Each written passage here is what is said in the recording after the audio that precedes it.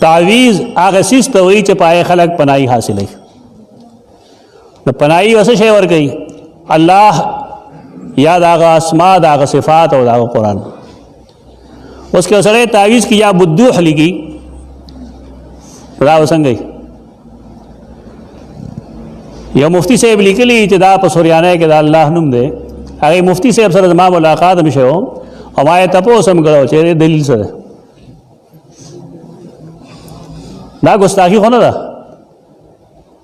مونږ سره قرآن او حدیث کې د الله په نومونو کې بدوح نشته. که بدوح د الله نومي نو قرآن او حدیث کې دو ښودلی شي. بلکې څومره چې ما ته معلومه ده نو بدوح دا یو ډاکو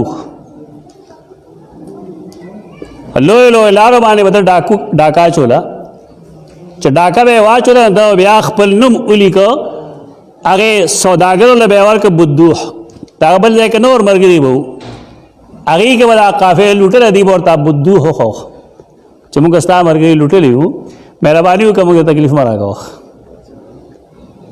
شاید دا هغه ځای نه دې څیز رواج کړي. مفتی صاحب سره جواب نه و ما سوا دی نه چې شان ورشاه کشمیر رحمه الله نوم یې واغست. ما ټیک دا لوی سړی دی لیکن دا خو د عقیدې مسله ده.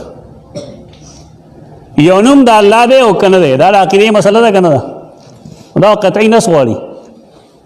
دا نه زما په خبره ثابتېږي نه زما د استاد په خبره ثابتېږي. بدوح مه لیکئ دا درست نه دی. چې څوک وایي دا د الله نوم دی نو قرآن او حدیث کې دې وښیي چې هلته نشته نو لوی سړی وایي لیکن زمونږ نبی یو دی چې دا خبره مونږ تسلیم کړې دا هغه سیدنا محمد مصطفی صلی الله علیه وسلم. بل چا نه مونږ دلیل غواړو دا ګستاخي نه ده دا خو د ایمان تقاضا ده.